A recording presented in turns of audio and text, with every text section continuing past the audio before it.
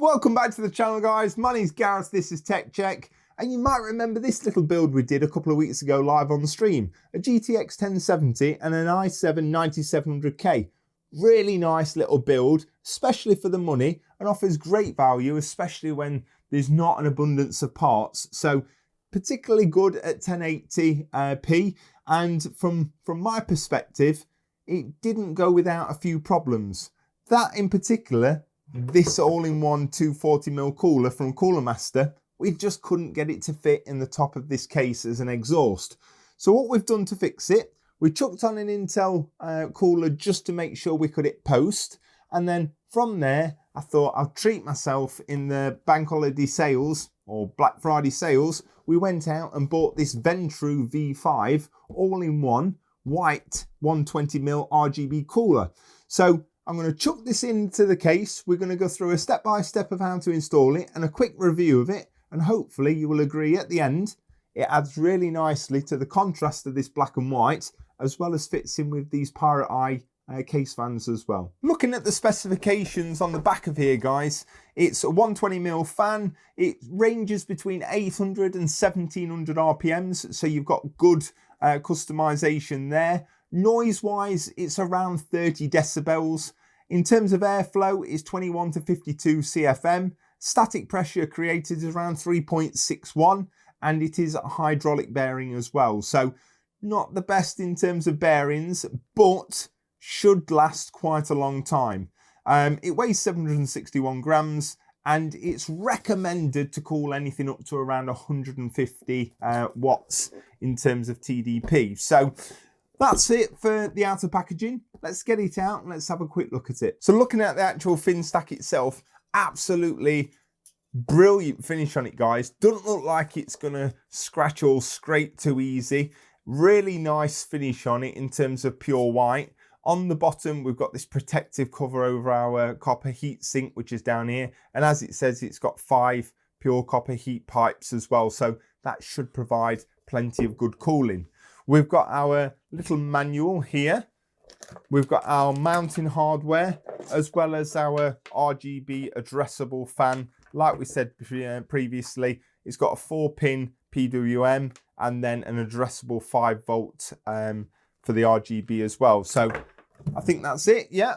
It's got the mounting hardware for AMD or for Intel. It's got the fan clips there, so we can attach the fan to the actual fin stack, and it comes with this cool little back plate that's covering LGA 1151, 1200, and if you're lucky enough to get yourself on the new Intel 1700 socket, you can actually just change these little clips here and pull them out, and then that will fit LGA 1700 as well. So cool little mechanism, allowing you to basically cater for whichever socket type you may have. So what we're going to do now, guys, is remove this stock Intel cooler, and we just need to do that by twisting these little clips, and then we should be able to just pull it straight out. We can then lift this off of our CPU like so, unclip it from our CPU header. Then we can keep this nasty little Intel cooler to one side, just in case we ever need to use it again. Our bracket here, and we need to stand the computer up, and we need to feed it through the back. Like so. Now that we've got our bracket firmly installed on the back of the motherboard, what we can do is turn our attention to our mounting hardware. Now this is very, very straightforward, guys. All we've got to do is install our 2 Intel mounting brackets onto the side of this tower cooler, utilizing the 4 screws that are included. The most important thing here, guys, is in terms of the mounting hardware orientation. You want to ensure that you've orientated it this way so that when the CPU cooler sits on top of the CPU, you can then utilize the screws and secure it into place into the bracket that we've just installed. So now that our mounting hardware has been secured, what we can do now, guys, is we can go ahead and attach our CPU paste, and then we can drop in our cooler onto that mounting bracket, and we can go ahead and tighten up one corner, then the other, and then one corner and then the other, That will mean that we've got sufficient clamping pressure and all our CPU paste is not going to squish to one side. Now that our cooler has been sufficiently attached to our CPU, what we can do then is we can go ahead and attach our fan, making sure that we've got it in a push configuration onto the side. And that way, not only are we going to see the RGB, but it's going to make sure that the hot air is being pushed through the fin stack and exhausted through this rear fan as well. We can then go ahead and install our fan onto our CPU cooler, utilizing the clips by simply clipping them onto the bottom of this fan here.